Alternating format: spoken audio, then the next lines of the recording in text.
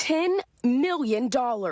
That's how much a federal jury has awarded a man who says he was fired for being a white male. David Duvall, a former top executive at Novant Health in North Carolina, claims he was let go in 2018 because of the company's efforts to diversify leadership positions. No performance issues whatsoever, just out of the clear blue sky. Was fired 5 days short of his 5th year when he was supposed to get a bump in severance from 12 to 18 months given his tenure. Luke Largess is Duvall's attorney. He argued the termination was a violation of the Civil Rights Act, which bans workplace discrimination on the basis of race or gender. Novant Health denied firing Duvall for the, quote, sole purpose of achieving diversity.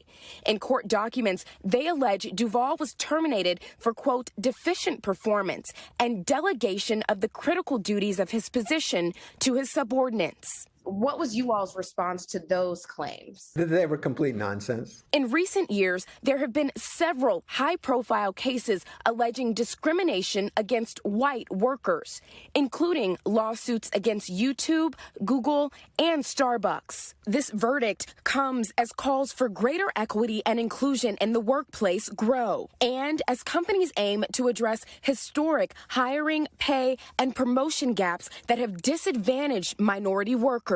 Although there may be some discrimination against white people, most of the discrimination still dominates against Black people in racial discrimination. According to a wide-ranging 2021 report by McKinsey, white men make up 35% of entry-level employees, but are 62% of all C-suite executives. That's compared to minorities who account for just 17% of top execs. That's why some companies are turning to consultants like Allison Manswell for help increasing diversity. What should companies be thinking about as they're working to diversify their ranks without running afoul of the laws that protect against discrimination? If it is leading towards termination, people deserve a fair chance to correct their behavior, make any changes. We need to avoid language that starts to sound like this, meaning we have these goals that we set for 2020 and make it sound as if we're going to bulldoze our way to those goals, make illogical, unfair decisions in the process. A spokesperson for Novant Health tells NBC News they are, quote, extremely disappointed with the verdict, vowing to pursue all legal options, including appeal, adding this verdict will not change Novant Health's steadfast commitment to diversity, inclusion, and equity for all. What message do you hope this verdict sends? The message is not to abandon diversity and inclusion. It's to do it legally, do it lawfully. All right, Priscilla Thompson joins us now on set. Priscilla, you were just telling me they are going to appeal this. You spoke to a lot of legal experts. Is this going to set a legal precedent?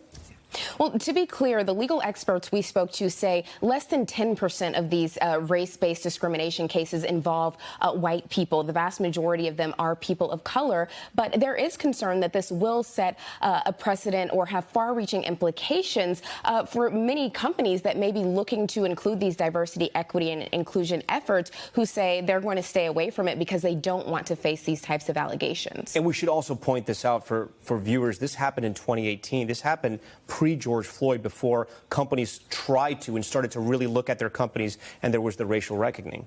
Right. And there was a movement going on prior to the murder of George Floyd, including in 2015 with the Oscars So White controversy, and in 2016 when the U.S. women's soccer team filed their discrimination suit alleging the gender wage differences. And so this is something that we've seen, and experts that I spoke with said that some of these lawsuits are pushback to folks who have been historically overrepresented in the workplace, and now these workplaces are becoming more diverse, and it can feel like discrimination when in actuality, in many cases, in most cases, in fact, the experts I've spoken with said this is just equity. All right. Priscilla Thompson, thank you for that. Thanks for watching our YouTube channel. Follow today's top stories and breaking news by downloading the NBC News app.